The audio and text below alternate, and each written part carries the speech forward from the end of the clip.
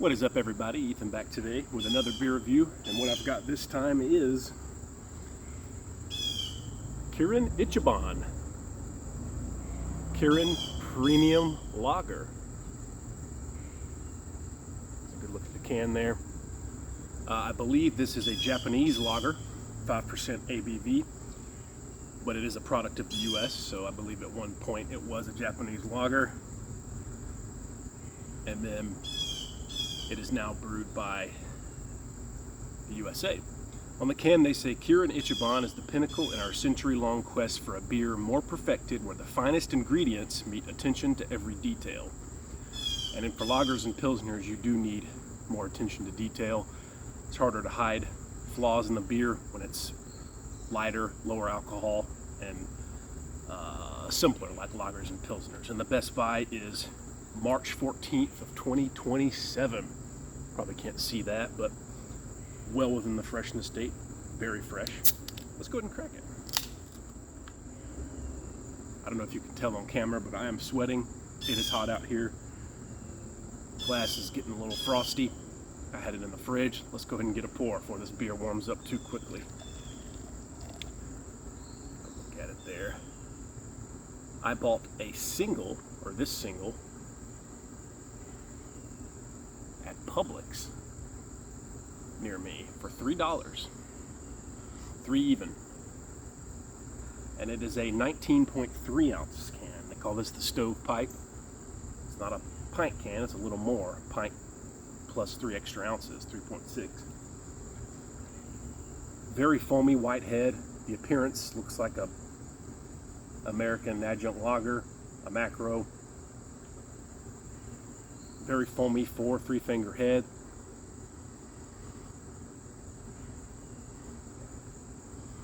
Not getting a lot on the aroma. A slight breadiness perhaps. Not even really that corn adjunct flavor or aroma that you get on your typical macros. They might brew this with rice, I don't know.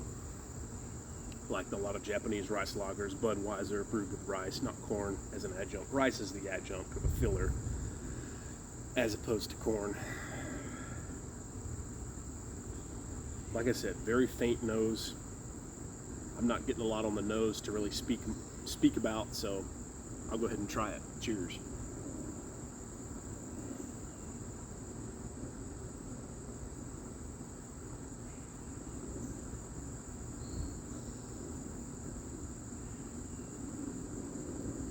Really light, really crisp, really refreshing and drinkable on an extremely humid. There's a yellow jacket near me, probably trying to get my beer. Anyway, extremely light, drinkable, and crisp.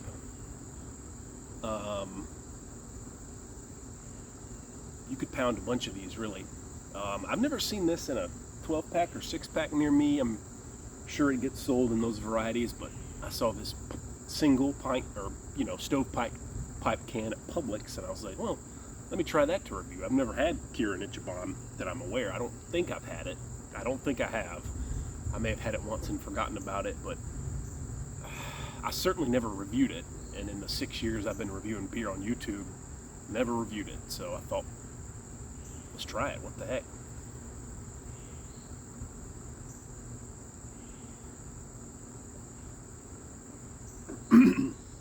Yeah, you could really chug this. I'm enjoying it. I will have no problem killing this 19.3 ounce can.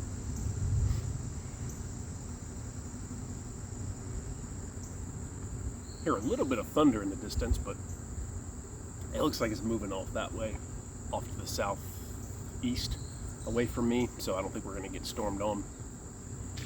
Just some faint thunder in the distance. It was hot today. We got like 5 minutes of light rain like an hour or two ago, and it just stopped and the sun came back out and it got hot again. That's summer in North Georgia for you. You just gotta take the opportunity when you can to be outside and do stuff before the rain hits. But it looks like we're going into a slightly drier pattern.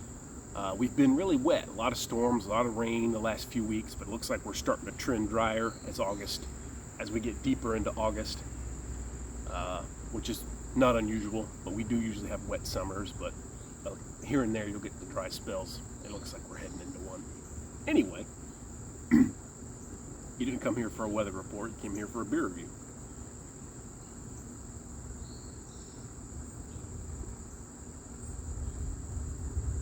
It's light, it's crisp, it's drinkable. It tastes pretty much exactly like an American adjunct lager.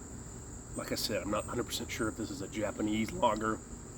Originally, I believe it was, and I think it's now brewed by the USA.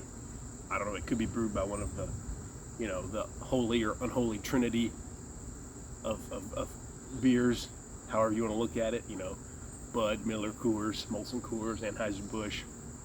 It might be brewed by one of those three-headed monsters, if you will. I say that tongue-in-cheek, but I'm fine with those beers. But they do own and buy out a lot of stuff and put a lot of small breweries out of business, unfortunately. So it's just kind of the nature of capitalism, right? Whether you hate it or don't. Anyway, we won't get into all that. It's a good beer. It's not great. It's not anything out of the norm, anything knocking your socks off, anything, blowing your mind.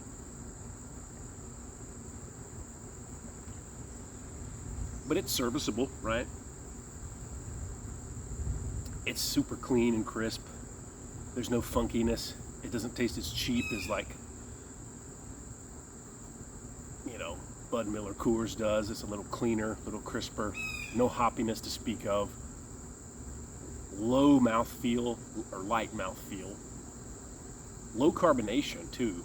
It's kind of smooth, not real bubbly and carbonated like Busch, Bud. Kind of more smooth like Miller. But this is incredibly drinkable.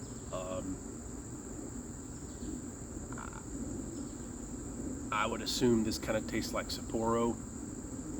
I've had Sapporo, but it was many years ago. Never reviewed it, I don't think, but I'm assuming, I don't want to assume too much, but this is kind of in that same vein, if you will.